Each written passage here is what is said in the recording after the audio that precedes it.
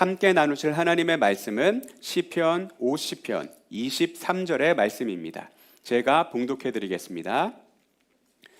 감사로 제사를 드리는 자가 나를 영화롭게 하나니 그의 행위를 옳게 하는 자에게 내가 하나님의 구원을 보이리라. 아멘. 자리에 앉으시겠습니다. 잠깐 기도합니다. 은혜의 하나님께서 우리의 예배, 우리의 찬양을 받아주시고 이 시간도 함께 하시는 줄로 믿습니다.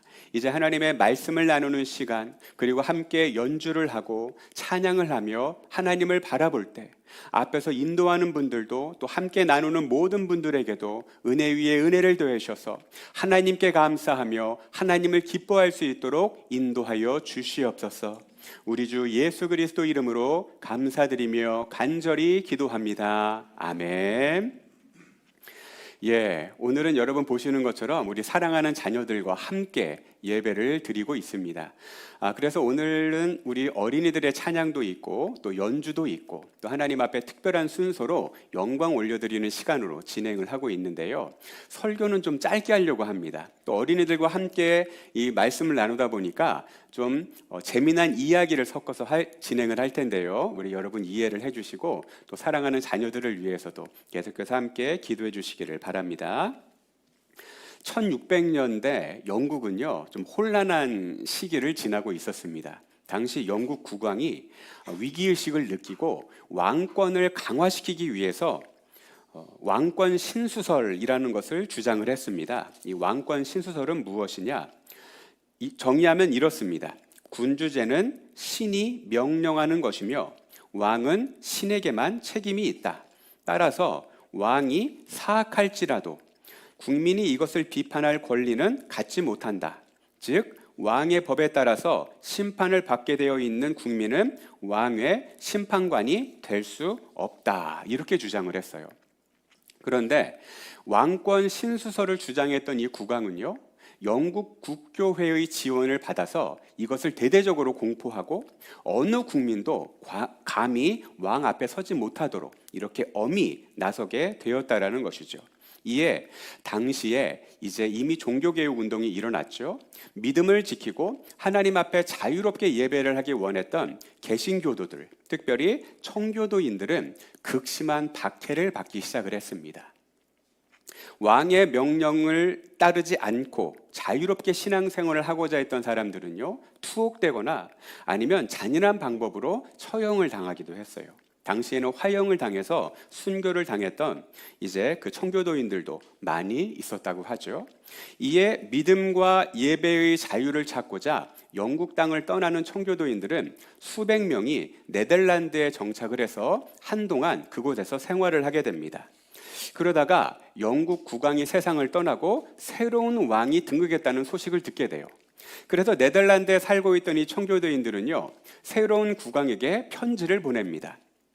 우리가 믿음과 신앙과 그리고 예배의 자유를 찾아 네덜란드로 왔지만 왕이 허락을 해주시면 이제 고향 땅으로 돌아가서 그곳에서 신앙생활을 이어가고자 합니다.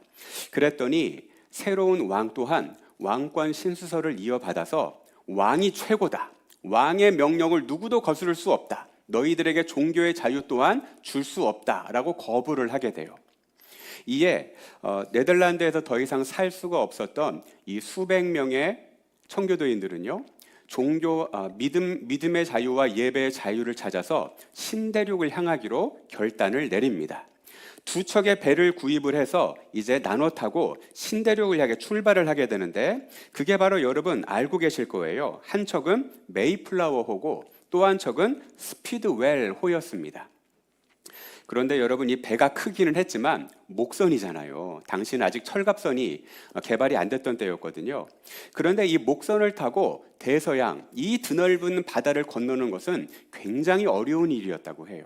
출발한 지 얼마 지나지 않아 스피드웰 호는 금방 고장을 일으켜서 고향으로 돌아가고 말았어요. 유럽 땅으로 돌아가고 말았습니다. 유일하게 메이플라워 호만이 102명을 태우고서는 2달 만에 드디어 1620년 11월 29일 미국 지금의 플리머스 지역에 도착을 하게 됩니다. 자, 플리마스는 원래 이 지역의 이름이 아니었다고 그래요. 오히려 영국으로부터 출발할 때 출발지가 바로 플리머스였습니다. 그런데 이 아메리카 대륙 동편에 있는 낯선 해안가에 도착을 했을 때 이름을 알 수 없게 되자 이곳 이름을 우리의 출발했던 곳을 그대로 따서 플리머스라고 이름을 붙이게 되었다고 합니다. 이곳에 도착을 하자마자 102명의 성도들은 가장 먼저 무엇을 했을까요? 네, 이렇게 하나님 앞에 드렸다고 합니다. 네, 한번 보여주시겠어요? 네, 바로 이 모습이죠. 이제 이 모습은 어느 미국의 한 화가가 아마도 당시의 청교도인들의 기록에 의해서 이제 그림을 그리게 되었는데 아마도 이런 모습이었을지 않을까 생각을 하면서 그 역사적인 기록에 따라 그린 그림이라고 하죠. 뒤에 보면은 메이플라워 호가 보이고 이제 102명의 청교도들이 드디어 처음으로 이 아메리카 대륙의 플리머스라는 지역에 도착을 했던 것입니다. 도착을 하자마자 인도자였던 목사님과 더불어서 다 함께 무릎을 꿇고 하늘의 하나님께 찬양을 하며 감사의 기도를 드렸다고 합니다. 그래서 이렇게 예배하며 기도하고 있는 모습이죠. 네. 그런데 얼마 지나지 않아 혹독한 겨울을 맞이하게 됩니다. 이들은 하나님 앞에 기도하며 은혜를 구하며 하루하루를 살아가는데 혹독한 겨울뿐만 아니라 이 지역에서 멀지 않은 곳에 살고 있던 아메리카 인디언들의 공격을 당하게 돼요. 그래서 이 겨울 3달을 지나는 동안에 약 절반의 청교도인들이 목숨을 잃고 말았다고 합니다. 따뜻한 봄이 되었습니다. 이제 절반의 청교도인들이 남아서 여전히 생활을 하고 있었는데요. 이번에는 또 다른 아메리칸 인디언들이 찾아와서 돕기 시작을 하는 거예요. 여러 가지 가축도 주고 또 농사 짓는 방법들도 알려주고 여러 가지 종자들을 주면서 돕기 시작을 했다고 합니다. 이들과 함께 남아있던 청교도인들은요, 열심히 농사를 지었다고 해요. 여름이 지나 드디어 가을이 되었는데 기대했던 것보다 훨씬 많은 수확물을 추수를 하게 되었다고 해요. 풍성한 열매, 풍성한 곡식들을 추수를 하게 되었던 것입니다. 그래서 그때 이 청교도인들은 생각을 했대요. 우리가 극심한 고난이 있었으나 결국에는 하나님께서 이렇게 귀한 결실을 주시는구나. 그래도 다른 건 먼저 하지 않고 하나님 앞에 감사의 예배를 드리기로 결단을 합니다. 모든 청교도인들이 처음 추수한 열매와 곡식들을 함께 모아놓고 다 함께 모여서 그리고 우리를 도와줬던 아메리칸 인디안들도 초청을 하게 됩니다. 그리고 장장 3일 동안이나 하나님 앞에 감사의 예배를 드리고 축제를 즐기기 시작을 해요. 그때 기록을 가지고 그린 그림이 바로 이것입니다. 네, 지금 목사님이 예배를 인도하고 초청받았던 여러분 인디언들도 보이십니까? 네. 눈이 좋으시면 잘 보이실 거예요. 네. 예. 이렇게 함께 모여 먼저 감사의 예배를 드리고 감사의 기도를 드리는데 이렇게 기도를 했다고 해요. 하나님, 하나님의 은혜로 신대륙 땅에 도착하게 되었습니다. 혹독한 겨울이었지만 그리고 우리 가족 중에 절반 이상이 세상을 떠났지만 사랑하는 가족들이 다른 곳이 아닌 세상을 떠난 가족들이 천국으로 들어가게 되었음을 믿고 감사를 드립니다. 그리고 남은 우리들을 지키사 이제 돕는 형제들을 보내주심도 감사를 드립니다. 하나님께서 이 형제들을 통해 농사할 수 있게 허락해 주셨고 하나님의 은혜로 이 가을 풍성한 결실이 있게 하시니 오직 하나님께 감사와 영광을 올려드립니다. 이렇게 예배하며 기도를 드렸다고 합니다.